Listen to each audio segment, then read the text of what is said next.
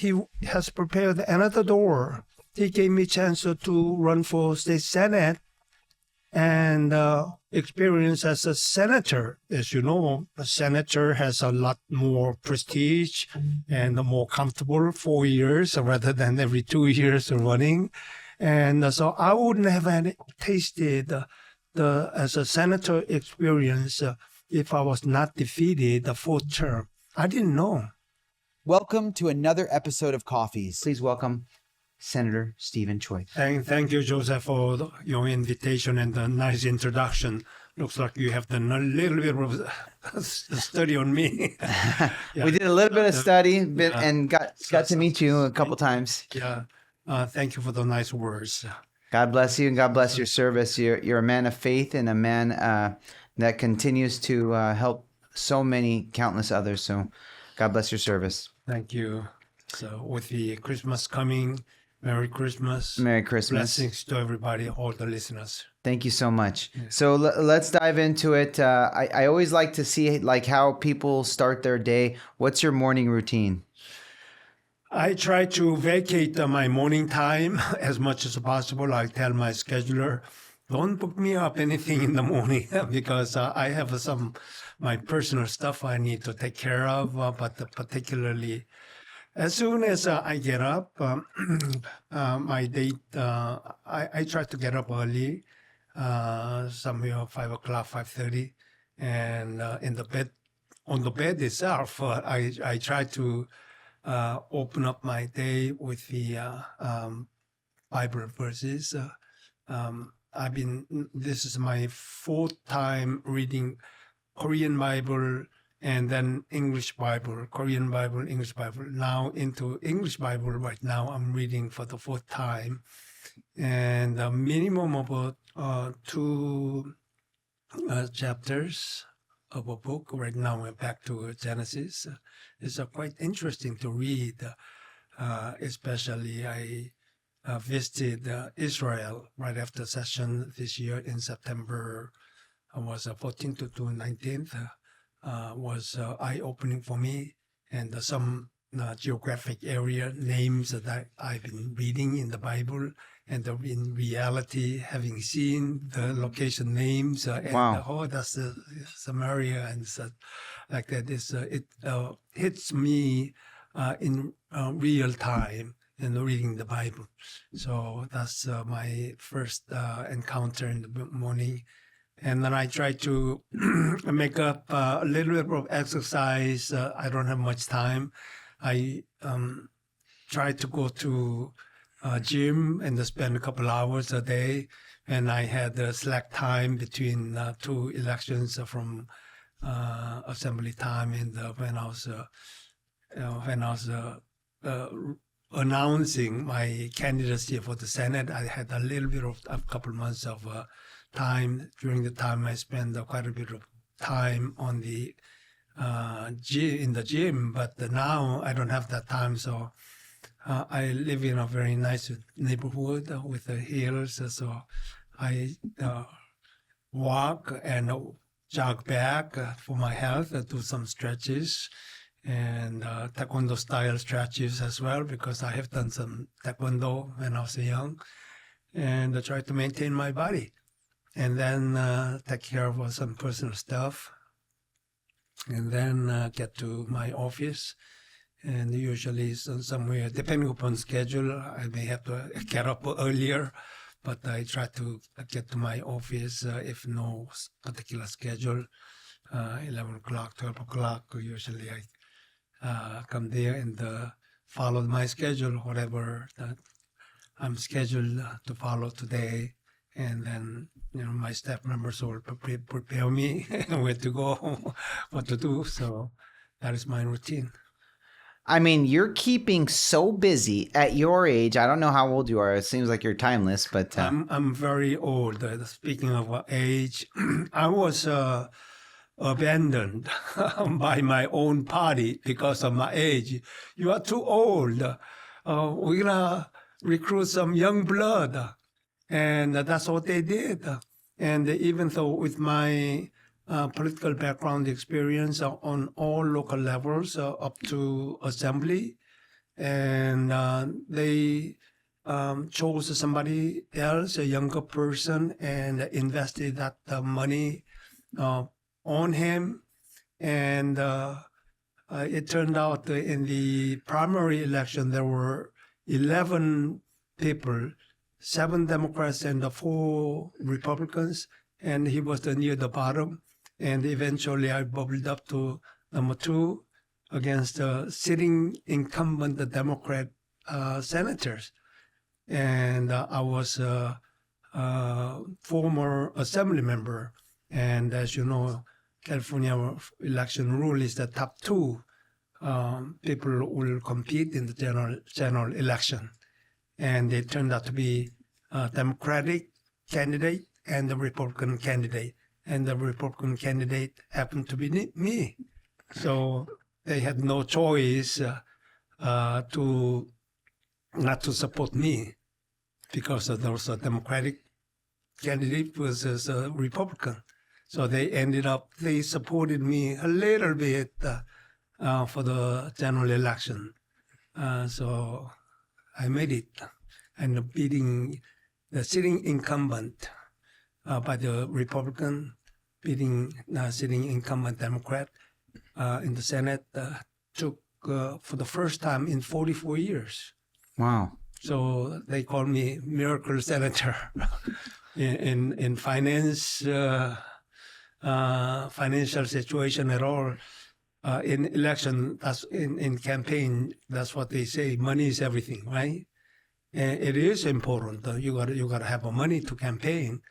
But I was not a near competitor to sitting incumbent because personally I raised less than $100,000, and then also $60,000 was saved from my assembly race because I saw the last planned mail campaign, which cost about $40,000-$50,000. I said, don't spend it. There's no chance, even if I send another flyer, it's not going to make it. And then I saved it, and it became the basis for the Senate race. And one of the interviewers of the endorsement for Republican candidate, which went to endorse by Orange County Republican Party, and one of the member guys, he was targeting me, and not general people will know that kind of details. And he attacked me for, why did you not spend your $60,000 and you didn't get elected? It didn't make any sense. He didn't know, what was going on. So anyway, that was my basis. And less than $50,000 I raised, a total less than $100,000 against my opponent, Democratic incumbent, had a total in the middle, not even the last, $11 million. Wow. And so money-wise, $100,000 versus $11 million is not a game. Supposedly I should be, the long time, so much percentage I should have been defeated.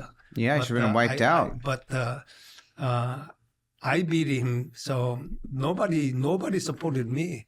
No organizations, no, not even my party, as I said, and no lobbyists, etc. So people were surprised, shocked. What do you think the catalyst was for you to win that election? If you didn't have the support from your party, you didn't have money to win, what is it that allowed you to win by a landslide?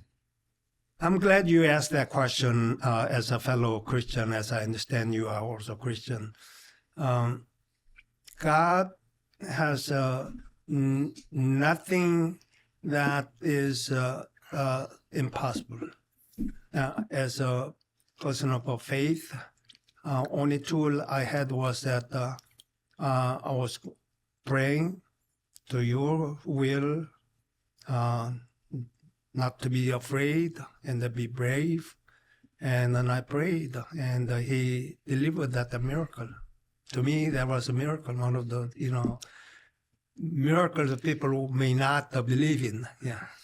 Now, I want to go back. I want to go back to when you came to America. I mean, a lot of people say they came to America with $5 in their pocket. You came to America with $50 in your pocket. Could have been 100, but the story goes $50. Now, what do you remember about those early days that really drove you forward when you came to America? What is it that really inspired you as an immigrant? Yeah. My story about $50, I went upon arrival here because I started out with that story which was true. And in fact, I left my country of South Korea right after my military service, right after college. And then I was an artillery officer. And they didn't pay us much, so I didn't have much money to save, and leaving for America, I had to just clean up my bank account, and that turned out to be $100. So I took $100, and then at that time there was no even direct flight from Korea to. At that time, my destination was Hawaii, because that was the place where my first job was started. That America gave me. But there was no direct flight to Hawaii from Korea. So we had to go to Japan and to spend a night and fly to Hawaii by Pan Am. And my friends went to a shop, and everybody's buying camera. And he says, "Oh, you gotta have a camera to take pictures to have some memories." And so I invested my $50 to buy a camera. That's the reason by the time I arrived in Hawaii, I had only $50 left. That was the story, where it began. So from there, my journey began in America. It was remarkable how I survived, and my education for my master's degree and a PhD, and ended up being a professor. From there, I was led into politics, and here I am. So you were a professor. What did you teach? My degree was library and information science from the University of Pittsburgh. Okay. And so USC dean, I met her, Dr. Mata Bose, was in the American Library Association convention in Chicago, and my dean was introducing me as a doctoral student. And I don't know why the dean was impressed by me. And after several months, she called me, "I come to USC and teach for us." So that led my way to Southern California. And when did your career in politics start? That was after teaching USC for 5 years. I moved to Orange County and taught at UCI for about 3 years. At the time, the subject changed because originally my job to America was a Korean language instructor and a cultural instructor for Peace Corps members who were assigned to go to Korea. So teaching Korean language was my interest and became a vocation. Wherever I go, I studied a Korean language school. And so I proposed to UCI to open up a Korean language class. And that idea didn't go anywhere. They asked me to bring $1 million to start a program. And if you guarantee my teaching position after I set the class up, and no, we cannot guarantee, then why should I try to raise $1 million? Anyway, I stopped that effort. And about 3 years later, somebody called me and come and teach. Oh, there's a Korean language class, and learned that one professor who was a visiting professor from several national university, and he returned, and they suddenly had no professor to teach. So they thought about me and called me to teach. So I taught there. So because of that, the teaching experience at UCI and USC, including my landlord, the people around me, kept on asking me to run for school board in Irvine. And that was about for 2 years. No, I don't know anything about what the school board is about, what they do. No politics, I'm not interested in. And I was studying my own business called the Dr. Choi's Academy. And then I resisted for 2 years and eventually ended up becoming a candidate because I was misled. There are 2 positions, nobody's applying. Put your name in and you may get elected without having to, go through any campaign, in a real election. And is that what happened? And it ended up with 10 candidates for 2 positions. One incumbent going after her own seat and one open seat. And one open seat, 9 of us competing. And I was the only non-Caucasian, only Asian with the accent and different, I guess, the point of views, visual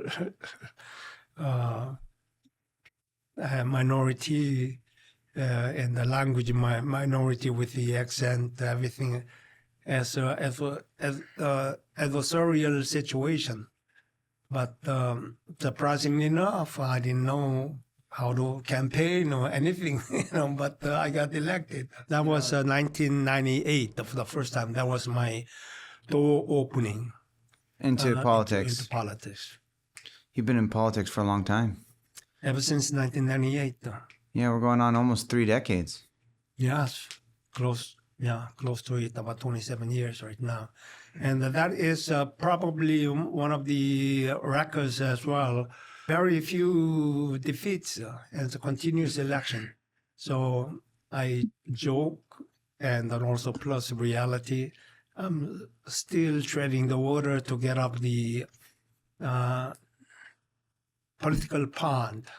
And people keep on pushing me back into that means people keep on electing me when I run.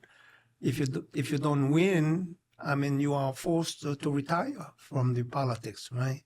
But they keep on re-electing me, so still I am happily serving my supporters and the constituents.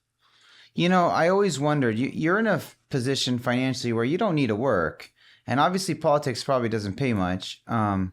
What is it that drew you to politics? Like, why are you putting yourself through all this hassle at your age, in your financial position, and not having to do it? What is it that draws you to climbing the political ladder? I think you are making a good point. Nobody will try to become a politician for money, because when I started, was it about $300 or $400 for the school board after insurance deduction or whatever deductions? Sometimes I deposit $4.90. So it's not big pay. No. Even Irvine City Council and mayors are much better off than other places. That was a little bit better than in comparison to other cities. Was decent enough, but I served in the school board for 6 years before I started as a city council, which was 2004 for the first time I ran. I served 8 years on the city council, and then you can serve only 2 terms consecutively at that time. The law, the ordinance of the city, and then I ran for mayor, and then I got elected. The re-election, I got re-elected.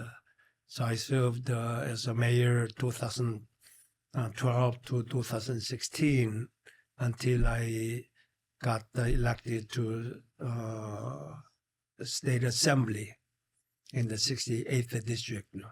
So it was not intended, but it turned out to be every step of local government, the school board, city council, mayor, assembly, and Senate.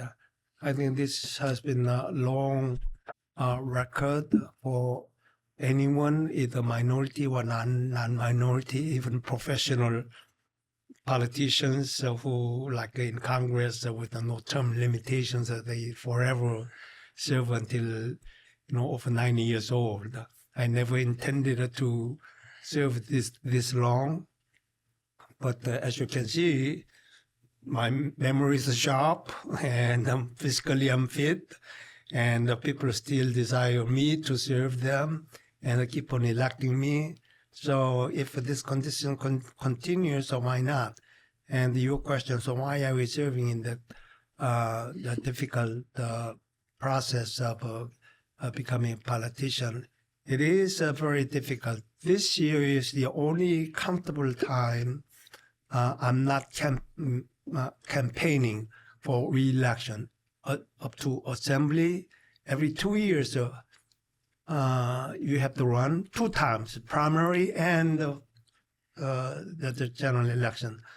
But the Senate is for 4 years. And right now, 4 years, after 4 years, if I have served until 2028, I would have served for 10 years. And the state regulation is that I shall serve only up to 12 years. So I will have 2 years left to serve in the state legislature. But the Senate term is 4 years. So they would not let me run to serve for 2 years because it's less than 4 years. But anyway, that's a different story. Having served as a minority and serving my city and the entire region for assembly was about roughly 50,000 people in the Senate. I have over 1 million people in my district. That's a double, because senators are 40 members and the assembly is 80 members. And in there, now all kinds of background people come, and quite a few now minorities I do see that now. But when I started, everything that I did was for the first time. You're the first minority got elected to the school board, to the city, etc., as Asian, as a Korean, background. Looking back, this is for the first generation immigrants, particularly, because the first generation means that you are over 18 years old by the time you arrive. That's the category we term them as a first generation. My children who were born here will be second generation. What if you came over when you were 5? You will become 1.5 generation. So if you came when you're 5, then you become 1.5, almost native, but you have a deeper your parental relationship in the root in the country of your parents. So my children will be second generation, but they tend to, I guess, saturated and acquainted with the Korean culture, what we do, like eating kimchi and Korean food or Korean bulgogi. And well, everybody likes bulgogi and kimchi now, and that's still staple foods in many diets. Yeah, 100 days of the baby is 100-day survival celebration. We call it Pegil. And so looking back, nobody will plan, hey, I'm going to be a role model for my Korean Americans or immigrants. But you turn out to be role model for that group, not only for Korean Americans, but for Asians, for the wider spectrum, for immigrants. Oh, look at Steven Choi, who is supposedly first-generation American with an even different shape and a different accent.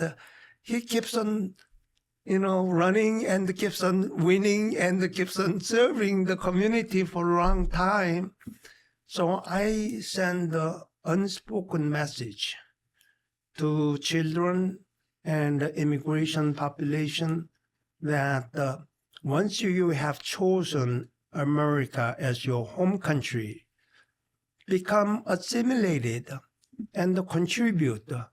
Okay, don't stay outside in the periphery and complain and looking up, oh, that's what they are doing and that they should do. Be involved, become the builder. You can become the leader of the community, contributor of the community, rather than standing outside and complain about it and living in your own bubble as, for example, Korean American bubble. Korean Americans tend to, and I understand. Cling to each other, yeah. Yeah, among themselves, and even churches are all Korean speaking. So that's the reason, as I said a while ago, that my category is a hyphen, the Korean hyphen American. So I go to two churches even. Korean church, American Korean church. church, and then I go to American church. So I gotta understand both worlds because I cannot abandon my roots and my culture. So I wanna have some relationship built, and then also they have certain expectations on me. Yes. So I try to maintain and continue my relationship. At the same time, I'm an American. I want to learn what Americans believe in, what Americans talk about. I want to have American friends. So if you in my church, I go to American church, Marion's Church in Irvine, in the nearby Newport Coast. That's the borderline. It's still in the jurisdiction of the Irvine. In there now, I see a lot of Anglo-Saxon white people are coming. I've been going there by 7 or 8 years, and now I see the very rapid change of Caucasian minorities are starting to attend there, and that if you go there, they have a program called the Rooted, and they assemble you with the similar background, age group, whatever, and to do Bible study and the introduction to church, your belief, the discussions, and share the relationship, and then after that 9 months program, when that's over, they put you into something called a life group, becomes a lifetime friend, and we continue meeting regularly, either every week, every 2 weeks, depending upon that group, and we keep on doing group studies together, and through the group studies, we share meals, go to restaurants together, so maintain our relationship. So I have more friends, I guess, closer friends, among so you're in life group non-Koreans, and I'm in the non-Korean life group. Nice. And my wife only 2 non-Caucasians in there. So I learn and try to assimilate and mingle with non-Korean people as well. So that's what I try to tell Korean Americans, my friends, and also especially young people, just to get involved in your community. And you are living in the United States and with a lot of good benefits and a lot of difficulties that you have faced in your home country. And this is a much better country. And now, rather than taking advantage of the establishment, whatever the good benefits that America offers, you need to think about how, as an immigrant, you can contribute to make your community better, America better. And so you naturally become a role model, and that's the advice I try to tell my second generation, and then among people who may have some ambition in politics, because typically that's what they question. How did you get into politics? Why did you get into politics? So I guess that's the reason I kept on running, because I gave good vision and hope to non-Koreans, all the immigrants. I love that. I love that. And being an immigrant myself, I totally relate. I guess I always considered myself a first-generation immigrant. I just learned I'm a first-generation and a half immigrant. So 1.5 generation. Yeah, because I was born there and I came when I was 5. That's why I asked you specifically. I'm like, so what am I considered? It's still imperative. Warren Buffett says the most important real estate you can invest in is the real estate in between your 2 ears. So this is the most important real estate to invest in. My mother was a super hero to me. She kept on emphasizing my village where I grew up was a small farming village, but in that village alone, we were wealthy family with lots of land. What she said was that I don't plan to inherit my land to you. I would rather sell them and put the knowledge to your brain, which nobody can steal. Yeah. But if you don't have a knowledge, wisdom in your head, then somebody smarter than you are could steal your land. That is very true. Still true to this day. It's still true. Yeah. So that's invest in your my politics was based upon my education background. If I didn't have a PhD, USC wouldn't have invited me to teach at the graduate school. That was a graduate school. And if I didn't have any teaching experience, nobody around me, including my landlord, where I studied my Dr. Choi's Academy, he became a good friend, Waki Ray.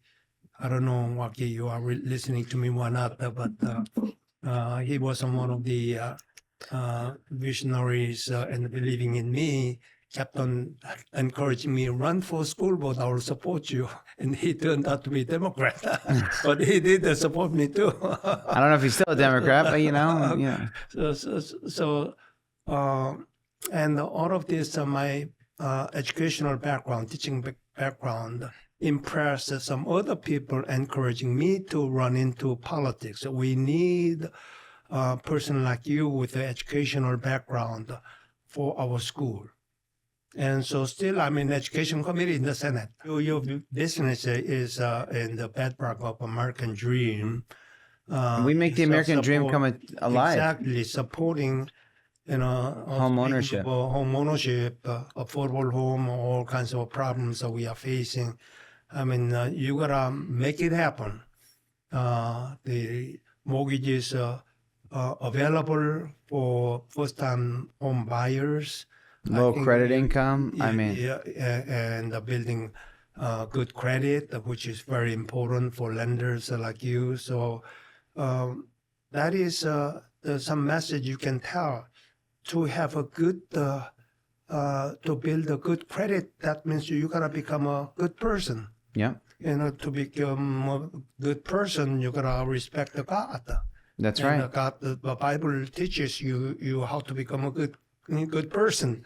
So I think your business can be a vessel for God's truth. Telling such a basis for human being to be nice, respecting the God, and providing the means for them how to build a good credit, and I can trust you. I can loan my money, which will be always a basis for home loans. Yeah. Right, and they can by starting home. My district director, he started his first home. And I don't know whether he got the mortgage, from you or somebody else, or with a good rate or not. I think that you are doing wonderful work for achieving American dreams for the home buyers. We're doing God's work. That's our number one pillar. Serve and do God's work first and foremost. The money always follows.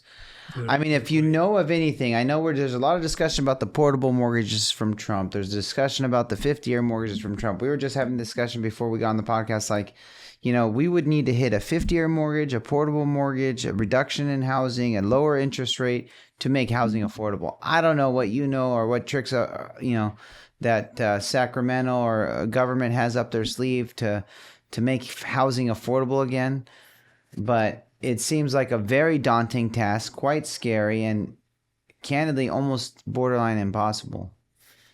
I know everybody looks at the legislators in Sacramento. Unfortunately, I'm a Republican. What I'm saying is that unfortunately means we are in the super minority group. In California. In California. And that means we have no power. We are only 25% of 40 people. Everything on the bill when we vote is based upon the majority vote. The thing is, they keep on talking about affordable housing, meaning that low-cost housing. To build low-cost housing, you gotta encourage builders. The builders are out there, not as a charity project. They are out there to make money. Yeah. But they need to know the basics of economy and business world, to encourage them and make money to make them easier to develop homes. So is that less regulations. More regulation is every step, but they try to get the permission. That costs money under the name of fees they charge. Yeah. You know, the fees. And the fees to build are crazy, and the regulations are borderline impossible for a lot of these builders to build within affordable housing. It's impossible because it's so expensive. Years ago, not my data is not updated, but when I was a mayor, I was told to get a permit for one side. It'll cost $54,000 permit alone. And when that is already almost like that's like a house. You know, affordable means to me $100,000, $200,000 will be affordable means right now. But right now that's not the reality. You know, cost of living goes up, inflation goes up. It is what the Southern California average house is what $980,000 $980,000. That is not affordable, even average. Yeah. That's about $6,500 payment to buy. Yeah. Which means you need to make a couple $100,000 to break even. Now, who can make that kind of a monthly payment for housing alone and the leftover? That should be, by your standard, I understand, should be less than 1/3, right? Yeah. Housing costs should be less than 1/3 because you have other expenses you gotta live on. So the lessening the regulations. And I'd love to hear that. Lessen regulations, people. You heard it first. We're going to lessen them, especially to build. Yeah. And give the incentives. If you build more homes, we'll give you some incentives, tax deduction, tax credits for certain things. So if you develop more than 50% of your entire building project you are doing, we'll give you 50% of your expenses, a tax credit, such as some for developers to be incentivized to build more homes, so rather than charging them more tax after more tax, like what they call millionaire's tax. If you become richer, they will have to pay more tax. That's what they're planning to do, and developing more tax, more regulations after regulations. That is not the approach. I mean, you have heard about the $26 billion something was spent the last 7 years under the name of helping reduction of homeless people. But after that huge amount of tax money, is the homeless people getting reduced or increasing? It's increasing. That's increasing every day in Southern California. And it's going to increase more because housing's so expensive. Everything's so expensive. So this is a very complicated issue. That's a very simplified comment I'm making. But if I were the governor, I would start a long-range plan, start from the young ages, and the financial education, how to manage your money, and many ways they can become independent, and focusing upon education for them to study and stay in schools, become a good person. I love that. I have a couple last questions before we wrap up here. This one's about goals. What's a personal goal that you have for yourself? And a family goal that you have for the family, as well as a goal that you have while you're state senator? Well, that's a broad question. As far as my American dream is concerned, I think I have already achieved. I'm so happy. Every moment I open my eyes, I'm grateful to my Lord, who has led me to this level, achieving American dream and the personal satisfaction. And I'm happy that looking back, it was not my goal to become wealthy or famous, become a politician. Turned out to be, it was, I didn't know where I was going. I was not aiming to become a senator. It turned out to be a senator. When I ran for fourth term assembly, and then I got defeated by carpetbagger Democratic person who moved to my district because that was the better chance for her to win. And that was the time when I was very despaired. Well, that may be very sad ending as a losing record. But I didn't know what that meant to me. It was sad for that time. But now that God had a different reason. He has prepared another door. He gave me a chance to run for state senate and experience as a senator. And as you know, a senator has a lot more prestige and more comfortable 4 years rather than every 2 years running. And so I wouldn't have tasted as a senator experience if I was not defeated the fourth term. I didn't know at that time, why I lost. Yeah. But now God had different purpose, and that created, like I said in the beginning, a small miracle. But to me, that's a very, very, I think the majority of people who know about my story, that was a big miracle with that kind of a small campaign money and less than $100,000 raised. How did you win the $11 million, candidate? So teaching the young people and people who aim for American dreams and be able to become a politician, whatever the vision you may have, is that follow the will of God, what the good opportunities He has prepared. He will lead you to that goal.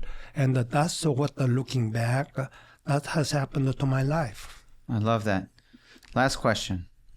Sure. When you're in front of the pearly gates, what do you think God's going to tell you? Job well done. And I will say, thank you, sir. God bless you, Senator Choi. God bless your service. I look forward to seeing what you're going to do as state senator.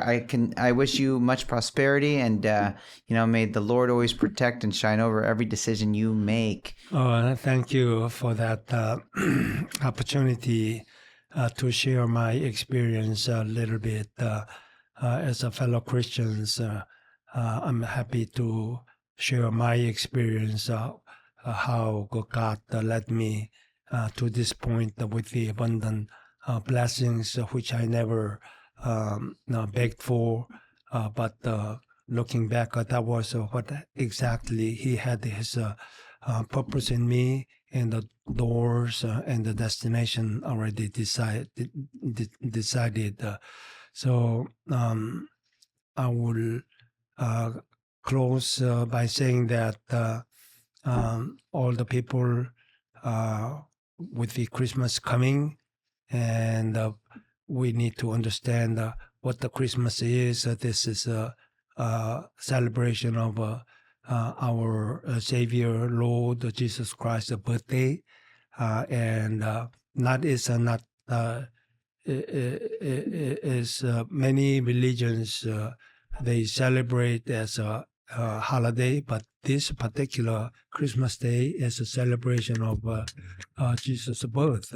So, with the season upon us, the people will experience the happiness, the meaning of Jesus coming to this world to save us, and in the conflict of so many different conflicts that we are witnessing in the world, I hope that the peace can be achieved. I'm sure He has His goal someday that peace will be achieved on earth, and that's what our ultimate desire. So, Ultimate goal. peace for on us. earth is what I would like to wish everybody. God bless you. Thank you so much for coming on today's show. Thank you so much, Joseph.